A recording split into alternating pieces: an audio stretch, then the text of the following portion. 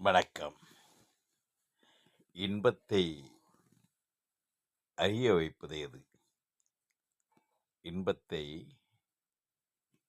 அறிய வைப்பது இன்பமா? எது? இன்பமா? இன்பத்தை அறிய வைக்கிறது இன்பம். இன்பத்தை அறிய வைப்பது துன்பம், கஷ்டம். அந்த கஷ்டத்தினுடைய நிலையிலே இருக்கும்போது அந்த கஷ்டத்தை விட்டு தாண்டி நாம் அந்த இன்பம் என்னும் நிலையை தொட்டால் அந்த இன்பம் அடைகிறோம். கஷ்டத்திலிருந்து தாண்டி இன்பம் வரும்போது இன்பத்தை அடைகிறோம்.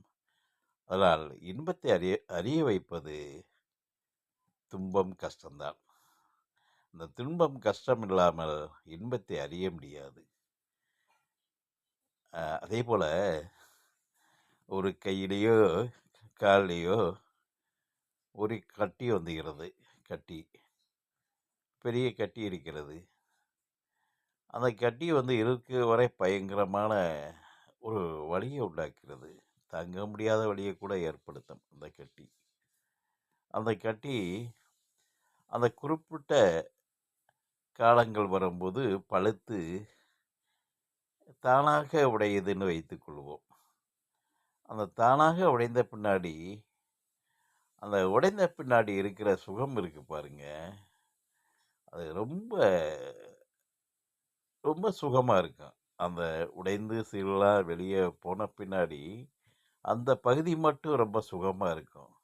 ரொம்ப ஒரு சுகமாகவும் இருக்கும்.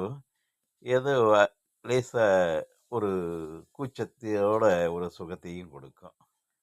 அது போல தான் அந்த குறிப்பிட்ட காலங்கள் தான் துன்பம் இருக்கும். அப்புறம் இன்பத்தை கொடுக்கும். அப்புறம் இன்பத்தை கொடுக்கும், துன்பத்தை கொடுக்கும். இது ஒரு சுழற்சி. இந்த சுழற்சிக்காக நம்ம போட்டு வாடிடக்கூடாது கூடாது வதங்கிடக்கூடாது. இது போகக்கூடிய ஒரு சுழற்சி தான். அதே போல் இந்த காயங்கள் கட்டி வந்தது குறிப்பிட்ட காலங்கள் இருக்கும். ஆனால் அதை கொஞ்சம் அதுக்காக இருக்கட்டும்னு விட்டுற முடியாது. இப்போ உள்ள காலங்களில் திருப்பி அதை ரிமூவ் பண்ண பின்னாடி பார்த்துக்குங்க, ஒரு நாள் 2 நாள் ரிமூவ் பண்ணிட்டோம்னா அதனுடைய சுகமே வேறு. ரிமூவ் பண்ண உடனே சுகத்தை உண்டாக்கும். ஆனால் இந்த துன்பமும் நிற்பதில்லை,